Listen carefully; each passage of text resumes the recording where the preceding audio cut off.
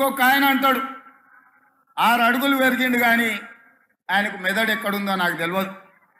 గాయలేన్నాడో చెప్పిన దూలం లెక్క పెరిగిండు కానీ దూడకున్న బుద్ధి లేదని.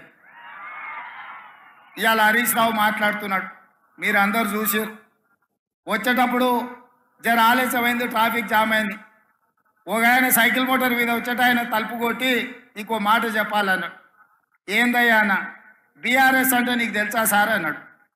ఏందోనే వాళ్ళు ఏదో భారత రాష్ట్ర సమితి అన్నారు కదా అంటే, అది కాదు సార్, అది బిల్లా రంగ సమితి. నువ్వు ఎప్పుడు బిల్లా రంగ అంటావు కదా, ఒకటి బిల్లా ఇంకోటి రంగా, రెండు కలిపితే సమితి. బీఆర్ఎస్ అంటే బిల్లా రంగ సమితి అని చెప్పిండు.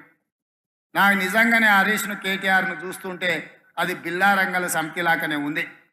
ఇంతకుముందే మా ఇంకన్నా చెప్తున్నాడు, మేము 10 ఏళ్ళు కష్టపడి మీ సేవ చేయాలన్న ఆలోచనతోటి ఈ రాష్ట్రాన్ని అభివృద్ధి పదం వైపు నడిపించాలి.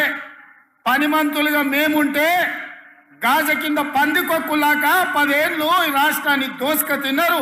ఇప్పుడు నీ స్పీచ్లో చెప్పు అని చెప్పి కోమటిరెడ్డి వెంకటరెడ్డి గారు నాకు చెప్పారు. నిజమే, గాజ కింద పందికొక్కులాగా ఇవాళ ఈ తెలంగాణ రాష్ట్రాన్ని దిగమింగిన కేసీఆర్ కుటుంబం ఇవాళ పదవి పోతే మతి భ్రమించి మన మీద మాట్లాడుతున్నారు. ఇవాళ అప్పుడే ఏమి చేయలేదు కాంగ్రెస్ పార్టీ అంటూ. నేను అడుగుతున్న 10 ఏళ్ళు అంటే 3650 రోజులు ఈ రాష్ట్రంలో కేడి 3650 రోజులు అధికారంలో ఉంటే కేంద్రంలో నరేంద్ర మోడీ 3650 రోజులు ఉన్నారు. పాలమూరు రంగారెడ్డికి జాతీయ హోదా ఇచ్చిండ్రా?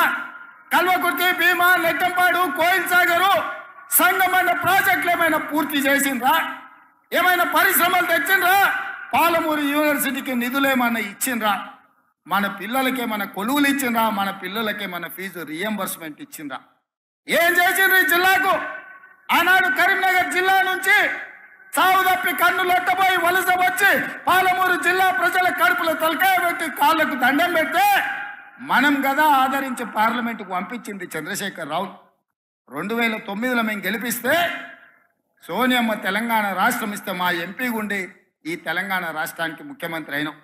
ఒక్క రోజైనా ఆనాడు ఆర్టీఎస్ కోసం నీళ్ల కోసం పాదయాత్ర చేసినా అని చెప్పినావు కదా.